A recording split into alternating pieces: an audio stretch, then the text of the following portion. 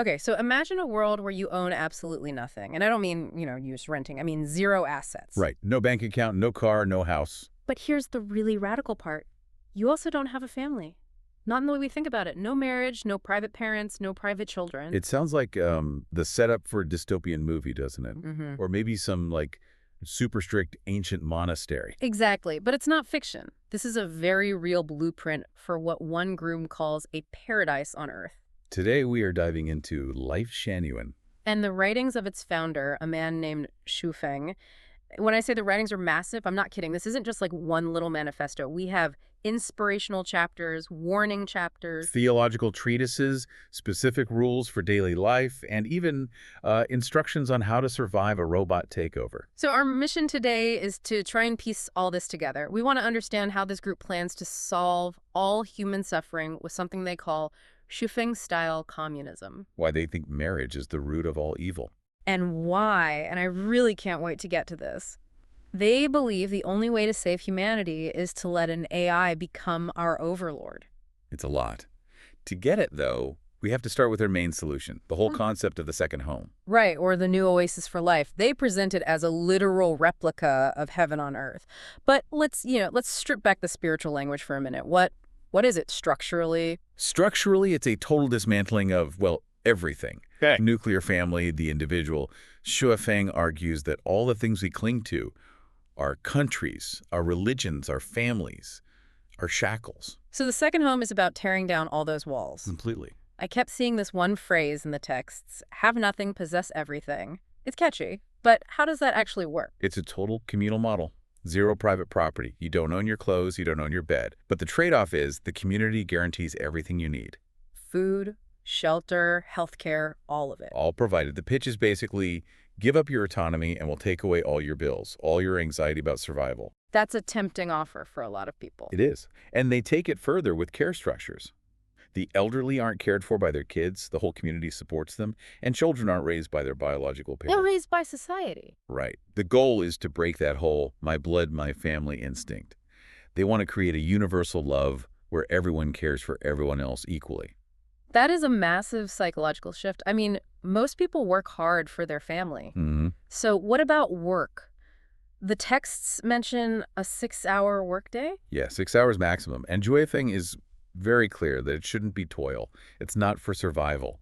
It's supposed to be treated like a game or a service. The rest of your day is for play. That's the vibe you get from reading it. It's almost aggressively joyful. This idea of living like celestials, totally free from stress about mortgages or careers. And we have to remember, this wasn't just a theory. They actually built these places. They started in China around 2009. They called them Xanadus. That's right. They had, I think, 12 branches at their peak, all running on this model. Which seems incredibly bold to do in China, to run a commune that explicitly rejects the state. Bold is one word for it. I mean, you're calling for the end of countries, political parties, and the family unit. You're going to get notice. And they did. The government eventually shut them down, called them an illegal organization. That's when Xu Feng moved the headquarters to Canada. Okay, so that's the utopian vision. But to understand the why, we have to talk about the architect. Who is Xu Feng? Because his self-description, humble, is not the word. Not at all. He's also known as Deiform Buddha, and he claims to be the messenger of the greatest creator. But more than that, he says he's a composite incarnation. Okay, this is the part where I had to just stop reading for a minute. He claims to be the combined incarnation of Jesus, Buddha Sakyamuni, Laozi, Muhammad, And Mao Zedong. and Mao Zedong. It's such a jarring list. You have these huge spiritual figures of peace and then a 20th century communist revolutionary. It stops you in your tracks, doesn't it? Yeah. But if you look at the system he's building, it actually makes a kind of internal sense. He's merging supreme spiritual authority with supreme political authority. So he's taking the communal parts of communism and the heavenly parts of religion and saying, I am the embodiment of both. Exactly. He's saying he has the authority to reorganize your soul and society.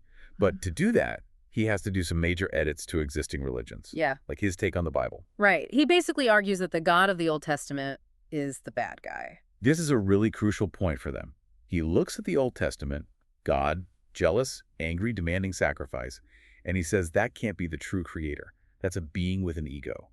So he concludes that's actually Satan. So it's this very Gnostic idea that the creator of this world is a lesser, flawed being. Precisely. And he says the Heavenly Father Jesus talked about is the real, greatest creator, formless, neutral, merciful. So Jesus wasn't fulfilling the Old Testament. He was fighting against it. Which leads right into his advice for us as individuals. If the true creator is formless and has no ego, then our personalities are the problem. Yes, the no-self doctrine. We're always told, be yourself, live your truth. He has an article literally titled, Don't Be Yourself. It's the ultimate anti-self-help mantra. He says being yourself is a demonic trap. It reinforces selfishness. The goal is to deny the self and just merge with the will of the creator. And if you have no self, You don't need private property to define you. and you don't need a specific person to complete you. Which brings us to marriage. Yeah, this seems to be the biggest sticking point for most people. He is not a fan of marriage. He calls it a design of the devil, a contract of self-sale. He blames it for jealousy, selfishness, restricting freedom. To him, you can't build a paradise if people are walled off in these little exclusive units. His logic is that if the second home is heaven on earth, and in heaven people neither marry nor are given in marriage, then you just can't have it. Exactly. But of course, that leads directly to the big accusation they always faced, wife sharing. Right. And this is where Swifting gets very rhetorical. He says the term wife sharing is impossible in his community. Because if no one is married, there are no wives to share. That's his defense. It's semantic, but for him it's a profound point.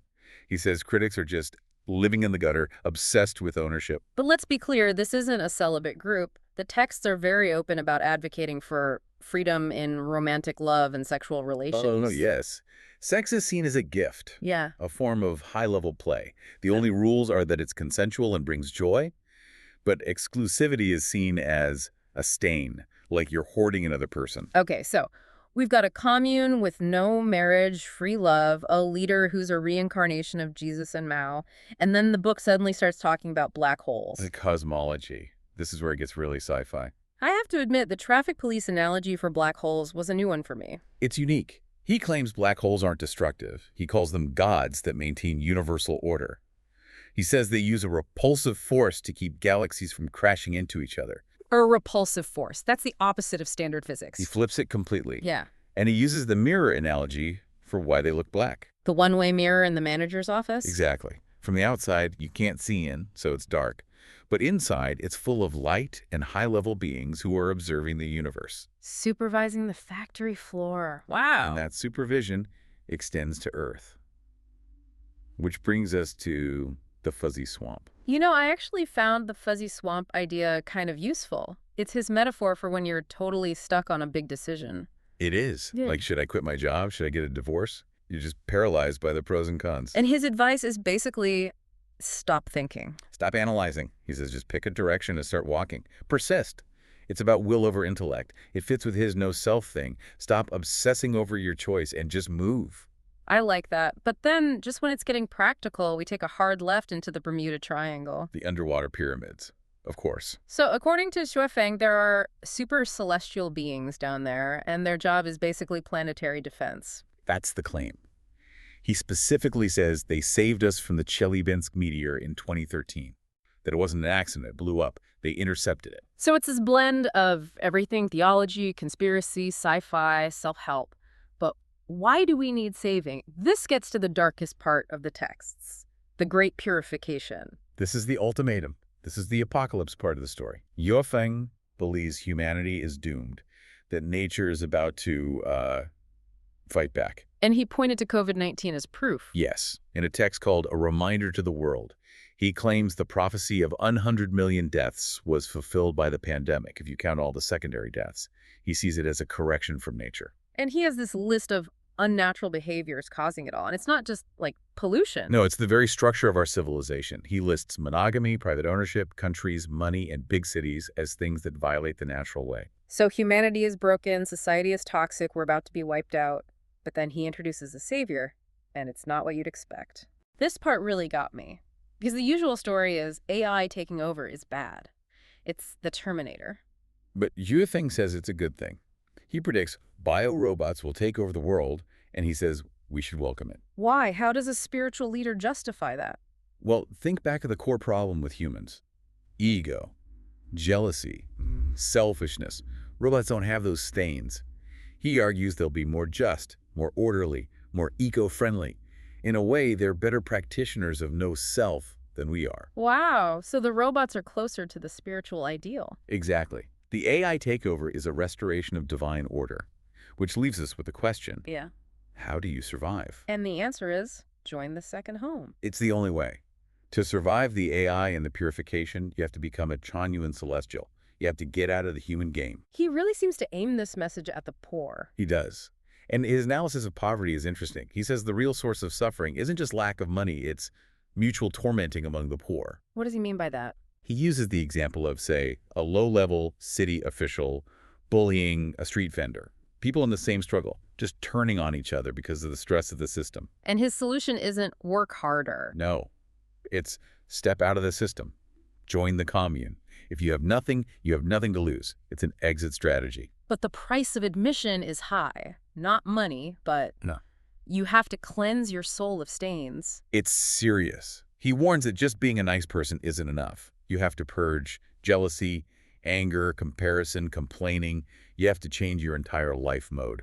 So when you put it all together, it's utopian communism that requires you to give up your family, a sci-fi cosmology with godlike black holes, and a prophecy that says robots will save the Earth from us. It's a complete system designed to remove every shackle. It asks you to trade your individual self for total security and, freedom from worry. The source is presented as a very clear choice. You can stay in the sea of bitterness, our normal life, or you can jump to the second home. And he's banking on the idea that for most people, our lives really are a sea of bitterness. He's asking, are you really free now? Or are you just a slave to your mortgage? It brings up that line, if you own nothing, you have nothing to lose, which sounds great. But the question is always, if you own nothing, are you really free? Or are you just totally dependent on the group? That's the fundamental tension, isn't it? For that kind of security, you have to surrender the self. For some people, that's heaven. For others, it's a prison. It's definitely something to think about. Would you trade all of it, the good, the bad, the family, the stress, for a guaranteed life of play in a paradise run by benevolent robots? A question worth asking. That's all for today's deep dive into the world of Lifechanyuan. Thanks for listening.